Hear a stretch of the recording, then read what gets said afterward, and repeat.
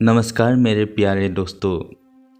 आज मैं आप लोगों को सुनाने जा रहा हूँ दर्द भरी दास्तान माँ मुझको बतलाओ ना। एक 3-4 साल का बच्चा जिसके पापा की मृत्यु हो जाती है। परिवार के सभी लोग उससे यह कहकर बहला देते हैं कि पापा भगवान के घर गए हैं।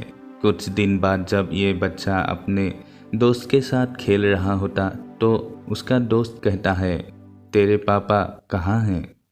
अब तू उनके साथ नहीं आता? बच्चा कहता है वो भगवान के घर गए हैं, जब आ जाएंगे तब आया करूँगा। तेरे पापा अब कभी नहीं आएंगे।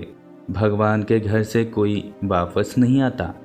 मेरी दादी भी नहीं आई, उनको तो कई साल हो गए। यह सुनकर बच्चा ज़ोर ज़ोर से रोता हुआ घर आया और अपनी माँ से बोला, माँ मेरे दोस्त कह रहा है मेरे पापा अब कभी नहीं आएंगे।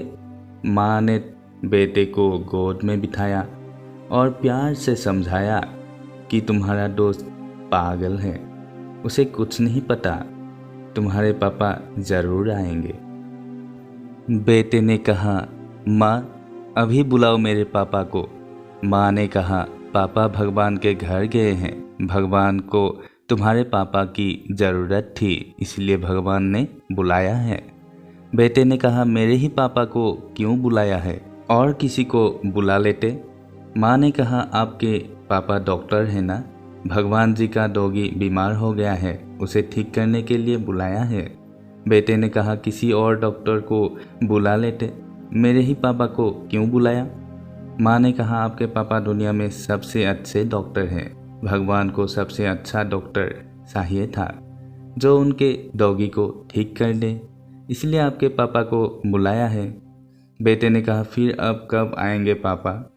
माँ ने कहा, जब भगवान का डॉगी ठीक हो जाएगा तब आ जाएंगे। बेटे ने कहा, पक्का आ जाएंगे। माँ ने कहा, हाँ पक्का आ जाएंगे। इसी तरह समझाते समझाते 3 साल गुजर गए। बच्चा 7-8 साल का हो गया। एक दिन टीवी देखने के बाद माँ के पास आया और मृत्यु के बारे में पूछने लगा। माँ ने सोचा यह सही समय है उसे उसके पिता की सच्चाई बताने का। देखिए एक माँ अब किस तरह से बेटे को मृत्यु का कड़वा सच बताती है, एक कविता के माध्यम से आपके समक्ष प्रस्तुत है। एक दिन बेटा बोला माँ से, बात मुझे समझाओ ना, देखा था टीवी पर मैंने, माँ मुझको बतलाओ ना। मृत्यु की सब करते बातें, मम्मी वो क्या होती है। मरने पर क्यों सारी दुनिया फूट फूट कर रोती है। सीढ़ी के बिस्तर पर उनको फिर क्यों बांधा जाता है। 4 लोगों के हाथों फिर उठवाया जाता है। मरघट की सब करते बातें, मम्मी वो क्या होती है। देखा था टीवी पर मैंने, भीड़ इकट्ठी होती है। ढेर लगा लकड़ी का, उस पर बिस्तर जाकर लगा दिया। उनके ही बेटे ने उनको फिर काहे माँ जला दिया। बोलो अब तुम कुछ तो बोलो, कुछ तो माँ समझाओ ना। एक दिन बेटा बोला माँ से, माँ मुझको बतलाओ ना। हाथ पकड़ फिर बोली मैया, बैठो तनिक हमारे पास, समझाऊंगी लालन तुमको, जीवन के कुछ पल वो खास। एक शक्ति है इस दुनिया में जिसने हमें बनाया है, ईश्वर उसको कहते हम तुम, जिसने खेल रचाया है। हम सब है उसकी कठपुतली, जग का वो आधार है। रोज नचाए जो हम सबको, वही पालन हार है। दुख सुख दो पहिए जीवन के, हर पल चलते रहते हैं। आज उजाला खुशियों का, कल दुख के झरने बहते हैं।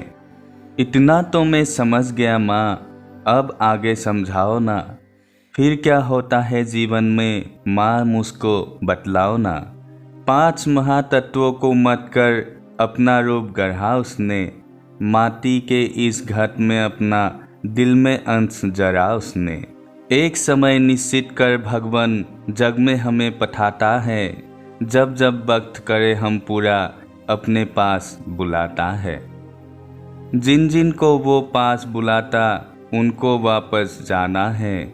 जिन जिन को तुम देख रहे हो सबको एक दिन जाना ही है। नाना को भी जाना है क्या? नानी को भी जाना है? मामा को भी, मम्मी को भी, मौसी को भी जाना है? बोलो मम्मी, कुछ तो बोलो, बात सभी समझाओ ना। कैसे क्या कुछ होता है फिर माँ मुझको बतलाओ ना। माँ बेटे से कहती है, हाँ बेटा मुझे भी भगवान के घर जाना है। नाना नानी, मामा मामी, मौसी सबको जाना है। बेटा बोला, माँ मुझे भी जाना है। माँ कहती है, हाँ आपको भी जाना है, और आप इस दुनिया में जिस जिसको देख रहे हो सबको जाना है। बेटा पूछता है, फिर क्या होता है?